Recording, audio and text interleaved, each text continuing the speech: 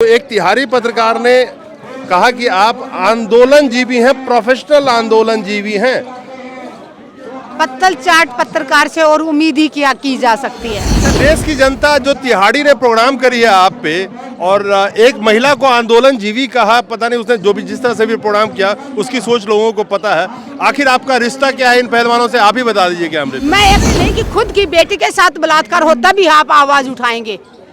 आज भी अगर अंतर्राष्ट्रीय खिलाड़ियों का साथ ऐसा शोषण हो रहा है तो आम जनता के तो घर से उठा ले जाएंगे ये बेटियों को। ये तो शुरुआत है इस आंदोलन को बदनाम करने की, क्योंकि कल जो यहाँ पे घोषणाएं हुई हैं जिससे ये बरस्तूर साबित हो गया कि ये आंदोलन तब तक नहीं थमेगा जब तक जिस बृजभूषण शरण सिंह के ऊपर ये महिलाएं आरोप लगा रही हैं उसकी गिरफ्तारी नहीं होगी, उसको सजा नहीं होगी, ये आंदोलन जारी रहेगा। तो गोदी मीडिया अपने रोल में आ चुकी है। आपको नहीं लगता कि इस देश में 2014 के बाद से एक नैरेटिव चलाया जा रहा है कि जनता के साथ जनता ना जुड़े, चाहे वो विपक्ष की पार्टियां हो, चाहे अलग अलग संगठन, कोई अगर पीड़ित है और न्याय के लिए चिल्ला चिल्ला के मर जाए, अकेला मर जाए, कोई उसके साथ खड़ा ना हो। वो ये ही तो चाहते हैं कि यहाँ पे सिर्फ एक परिवार के बच्चों को ऐसे बदनाम करके इस आंदोलन को कि ये तो एक ही परिवार है। दोस्तों नमस्कार, हमारे साथ जो ये महिला खड़ी हैं और इनके बारे में एक तिहारी पत्रकार है। अब तिहाड़ी से तो तिहाड़ी इस देश में कौन है आप समझ गए होंगे पत्रकार के मामले में। तो उस तिहारी पत्रकार ने, ये सुदेश गोयत इन्हीं का नाम है और ये लगातार महिला पहलवानों के साथ रात दिन खड़ी रही उनके इस न्याय के लड़ाई में। वही तिहारी पत्रकार स्पेशली एक प्रोग्राम करता है जिसमें कहता है कि इन महिला को देखिए जिसको मैं इन पहलवानों की किसी की माँ समझ रही थी या किसी की आंटी समझ रहे थे, वो आखिर महिला है कौन? सुदेश गोयत उसका नाम है, वो आंदोलनजीवी है।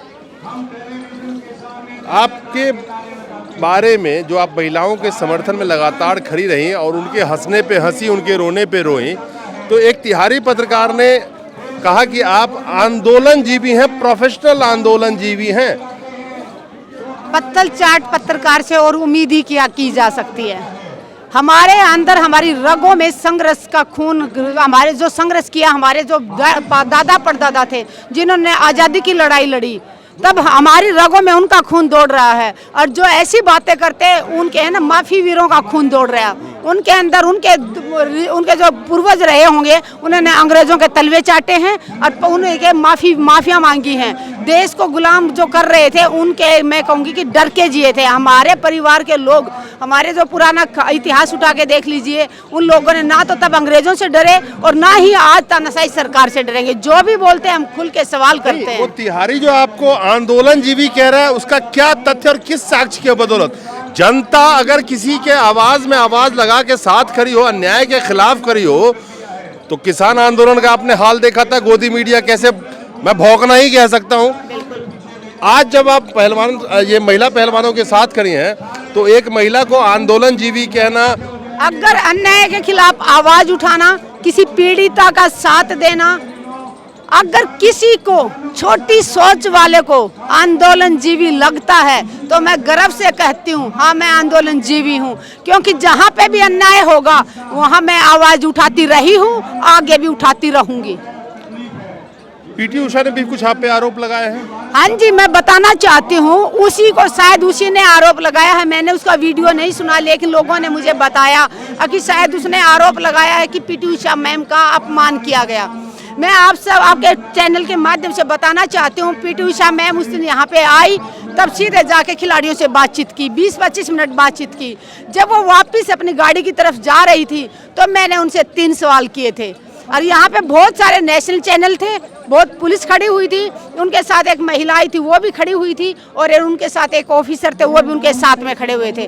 वो इतना दूर वो मेरे से खड़ी हुई थी और मैंने पहला सवाल किया कि जब मैडम आप जब मेडल लाए थे देश के लिए तो पूरे देश ने आपका सम्मान किया था। मैंने दूसरा सवाल किया कि आपने 2-3 दिन पहले इस आंदोलन के बारे में जो कहा उससे पूरा महिला समाज का अपमान हुआ।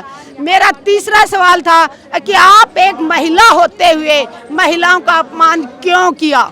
ये मेरे 3 सवाल थे। अगर इन तीनों सवालों के अलावा एक भी शब्द आप दिखा दीजिए कि मैंने उनसे बात की हो या दिखा दीजिए कि मैंने उनको टच किया हो, तो जो पत्तल चाट पत्रकार आरोप लगा रहे हैं मेरे ऊपर, झूठा जो आरोप लगा रहे हैं वो ध्यान रखें इस बात का। अगर मेरे ऊपर झूठा आरोप लगाने की आप कोशिश कर रहे हैं या तो इस बात को आप सुधार लीजिए, नहीं तो मैं आप पे मानहानि का मुकदमा कर सकती हूँ। पीटी उषा ने यहाँ आने से पहले जब वो आई थी तो एक बयान दिया था कि ये अनुशासनहीनता है खिलाड़ियों का, वो देश का नाम नीचे कर रही हैं, गिरा रही हैं, उनको रोड पे नहीं उतरना चाहिए था।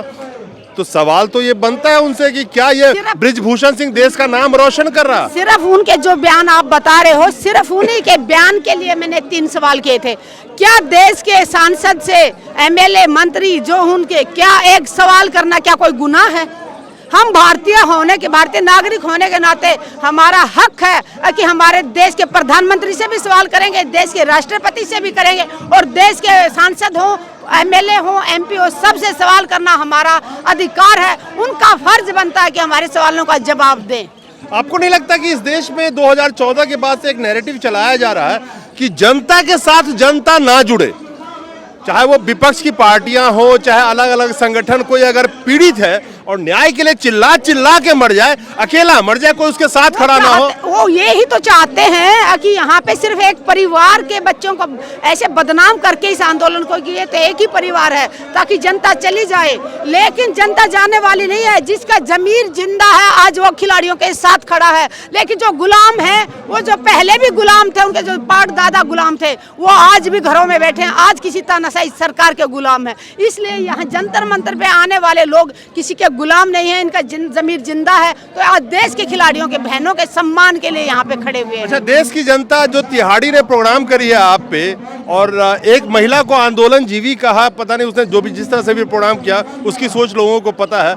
आखिर आपका रिश्ता क्या है इन पहलवानों से, आप ही बता दीजिए कैमरे पे। मैं एक भारतीय महिला होने के नाते, और ये भारत के खिलाड़ी जिन्होंने तिरंगे की शान बढ़ाई, जो तिरंगे की शान बढ़ाता है, हम सब उनके साथ हैं, चाहे वो देश का सैनिक हो, चाहे देश के खिलाड़ी हो। सुन लिया आपने, इस देश की हर जनता का कर्तव्य है कि किसी पे अन्याय हो रहा है तो लोकतंत्र की यही खूबसूरती है कि आवाज में आवाज मिला के उस अन्याय के खिलाफ लड़ना होता है। और अगर आप किसी के लिए आवाज नहीं उठाएंगे तो कल रोड पे आप चिल्लाते रहेंगे, चिल्ला चिल्ला के मर जाएंगे, कोई साथ देने नहीं आएगा। तो इनका रिश्ता कुछ नहीं है इन लोगों से, रिश्ता एक महिला होने के नाते, बेटियां, ये बेटियां पूरे भारत की बेटी है, तो न्याय दिलाना इस देश की एक एक महिला का कर्तव्य है कि इन बेटियों के साथ खड़ी हो।